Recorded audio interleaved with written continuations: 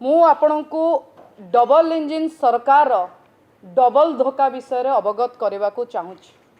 प्रथम इंजिन आपण माने जानिचंती रुषिया आम पाई तेल गैस धरिकी बसीच तथापि आमे रुषिया टू कौन पाई तेल किनिबा पाई गैस किनिबा पाई अमेरिकार परमिशन को अपेक्षा करिचे।